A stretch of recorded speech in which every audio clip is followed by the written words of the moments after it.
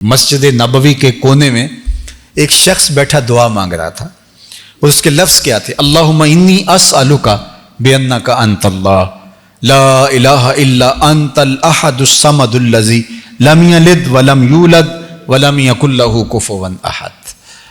اے اللہ، میں تجھ سے اس لیے مانگ رہا ہوں کہ تو میرا اللہ ہے۔ میرے والد گرامی فرمایا کرتے تھے کہ اگر بیٹا باپ سے کہے کہ ابو جی میں آپ سے اس لیے مانگ رہا ہوں کہ آپ میرے ابو لگتے ہیں، تو باپ کو پھر اپنا وجود بیچ کے بھی کچھ دینا پڑا، ضرورت پوری کرنی پڑے تو کرے گا کہ میں بیٹا ہوں تو آپ سے ہی مانگنا ہے، ہمسایوں سے تو نہیں جا کے مانگنا۔ تو وہ کیا کہتا ہے؟ اللہم انی اسألک بانک انت اللہ، اے اللہ میں تجھ سے اس لیے مانگ رہا ہوں کہ تو میرا اللہ ہے۔ لا الہ الا انت، تیرے علاوہ میرا ہے بھی تو کوئی نہیں جس سے جا کے مانگوں۔ اللہ انت الاحد الصمد الذی لم یلد ولم یولد ولم یکن لہ کفوا احد۔ وہ اللہ کے مبارک ناموں کا واسطہ دے کے اللہ سے عرض گزار ہوتا ہے۔ تو اللہ کے محبوب علیہ السلام نے دیکھا اور ایک صحابی کو کہا، وہ جو کونے میں بیٹھ کے مانگ رہا ہے اسے جا کے بتا دو کہ اللہ نے تمہاری دعائیں قبول کر لی۔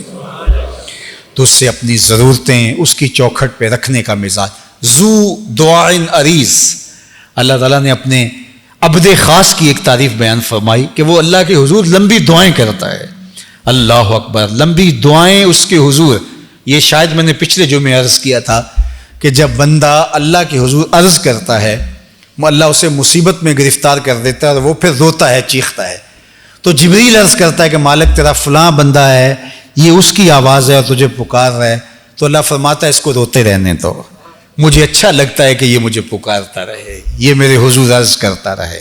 اللہ وہ چاہے تو ایک لمحے میں دعائیں قبول کر دے، تو بعض کا تو وہ تاخیر کرتا ہے، اسے پسند ہوتا ہے کہ میرا بندہ میرے دربار کی حاضری بھرتا رہے، لمبی دعائیں کرتا رہے، گڑ گڑاتا رہے، روتا رہے۔ دنیا والوں کے سامنے جا کے روئیں تو آپ کا بھرم ٹوٹ جاتا ہے، اللہ کے سامنے روئیں تو اللہ کے ہاں آپ کی عزت بڑھ جاتی ہے، اللہ کے ہاں آپ کا وقار بڑھ جاتا ہے۔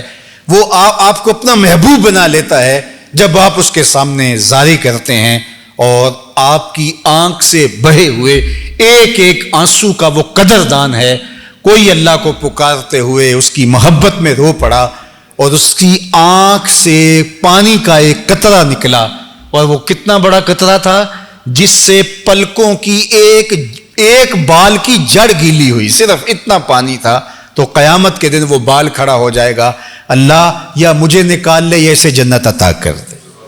اللہ اکبر۔ تو اللہ تعالیٰ اس بال کو تو نہیں نکالے گا، اس شخص کو جنت عطا کر دے گا۔ تو اس کے حضور الہا و زاری کرنے کا ہمیں حکم دیا۔ اللہ ہمیں رات کے اندھیروں میں، دن کے اجالوں میں، تنہائیوں میں، خلوتوں اور جلوتوں میں اپنے حضور التجائیں کرنے کی توفیق عطا